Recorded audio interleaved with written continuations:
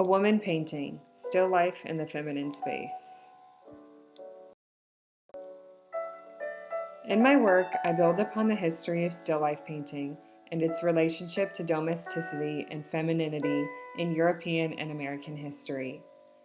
I re-examine past symbols of femininity shaped by 19th century Victorian ideals and reclaim them as subjects which represent my own modes of self-expression and autonomy, and recognize the domestic space as an unprejudiced place for all genders who sustain it.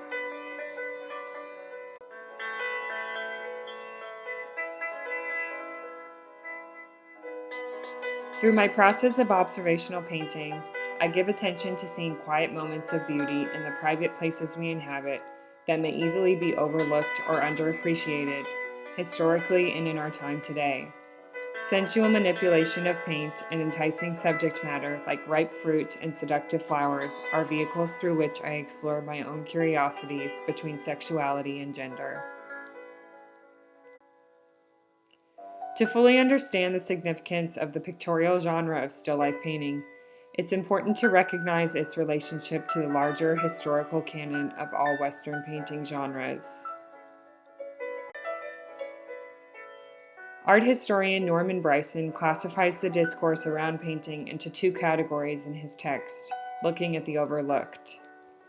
The first being megalography, which refers to the depiction of great or grand things, such as heroes and gods typically painted on a large scale, as seen in this history painting by Peter Paul Rubens.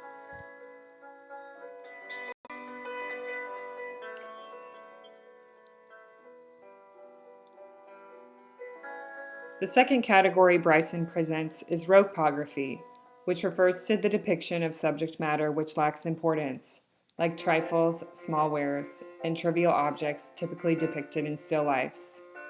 Up until around the 20th century, still life's concerns with ropography extended further to gender construct and ideology. Its depiction of kitchens or dining rooms, which were seen as the women's workplace, caused it to be classified as the lowest of all painting genres.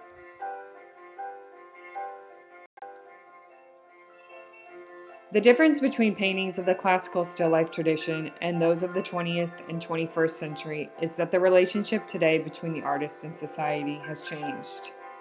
Contemporary artists are freed from creating forced narratives imposed by church, state, or individual patron, which creates an entirely personal narrative through the same genre used throughout time. In my still life work, I take on the exploration of what importance tramples by attending to the world ignored by human impulse to create greatness.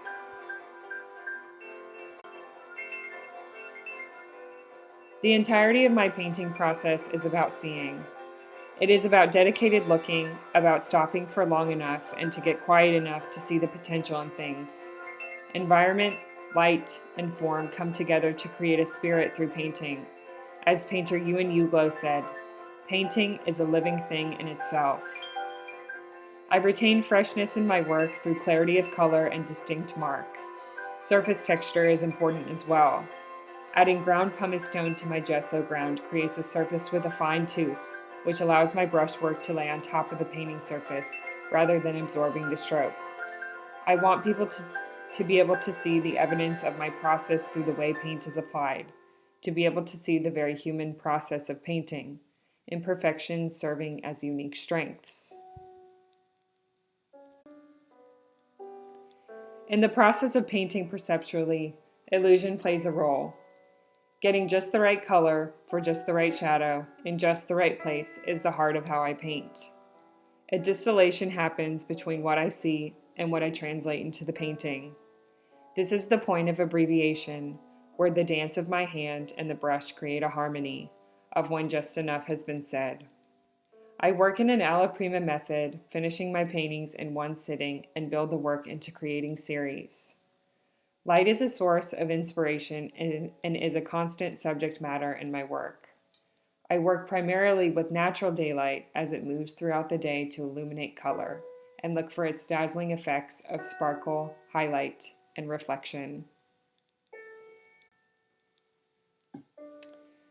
The attention to seeing that I cultivate in my work stems from my spiritual practice of mindfulness. An ancient Buddhist practice rooted in Eastern traditions, mindfulness is an appreciation for the present moment and the cultivation of an intimate relationship through a continual attention, care, and discernment. It is the direct opposite of taking life for granted. Its relevance is also found in Native American wisdom and in the literary works of Emily Dickinson, Thoreau, Emerson, and Whitman. This intimate relationship is exactly what I am forming during my process of painting, where I exist only in the present moment to see what is before me.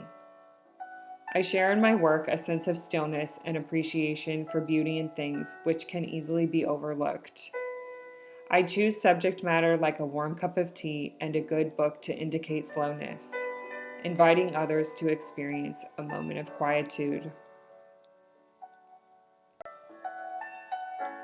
Throughout my thesis work, I've immersed myself in discovering 17th through 20th century female painters to learn from them, how the lives they led and the times they lived contributed to their motifs, styles, and career paths as women artists.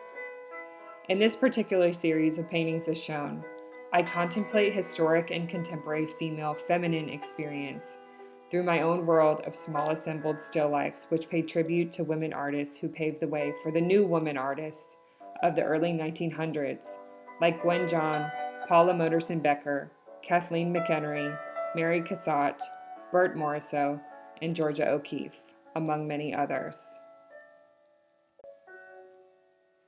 I'm looking for differences and similarities between how I see the world through my paintings and the way that they did through theirs. I wonder, as a contemporary female identifying painter, do I share some of the same sensitivities that they did? What has changed, and maybe more importantly, what hasn't?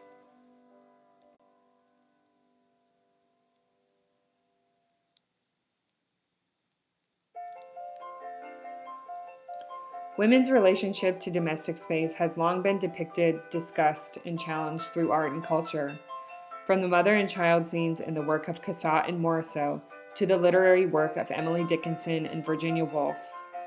I largely identify with women in the arts that felt that their solitude and independence was necessary for authentic expression, and have found my own domestic space to be a place of self-expression and personal freedom. In my work, I seek to recognize the importance of one's own private space and reclaim the domestic space as a place which exists not only for husband and children, but as a place for female pleasure, self-expression, and autonomy.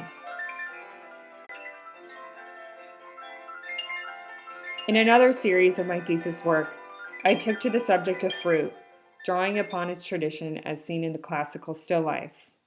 As I worked with a natural daylight source, I wanted to capture the temperature and intensity of each hour of the day, as seen in the colorful plates of cut fruit. I thought of Monet painting his water lilies or haystack paintings while I worked on this series. A quote by Monet: "For me, a landscape does not exist in its own right, since its appearance changes at every moment, but the surrounding atmosphere brings it to life. The light and the air which vary continually.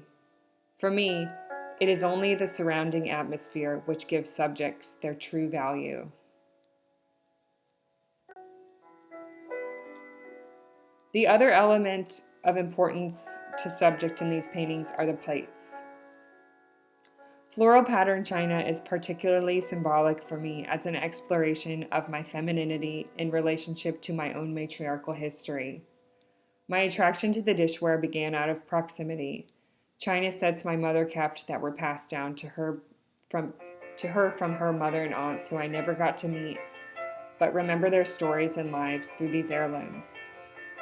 Reaching back to the past through these sentimental objects has allowed me to form a new contemporary relationship with past symbols of femininity.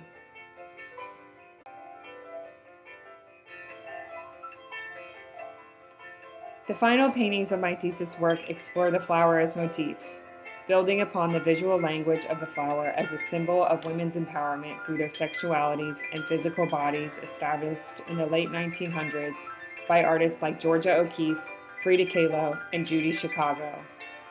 In the layered compositions, I paint one flower at a time, studying the rich colors and anatomy of their forms through keen observation.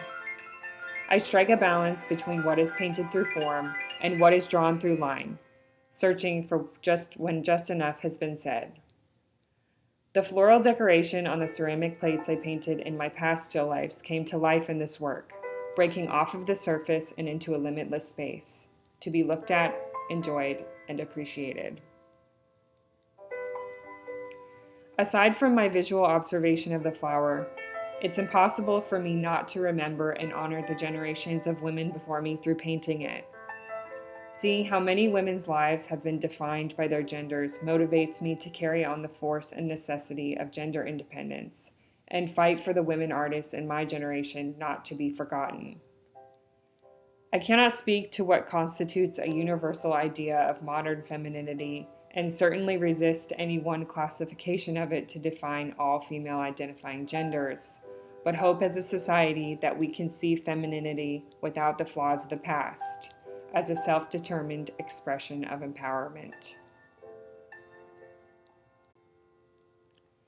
As I present this work while sheltering in place during the current COVID-19 pandemic, I wonder how this chapter of our lives may redefine our relationship to the domestic space. Amidst the sadness, perhaps we can find a moment of gratitude for whatever shelter we call home. The world is a gift to be observed. I see no better way to express my gratitude than through painting. Thank you.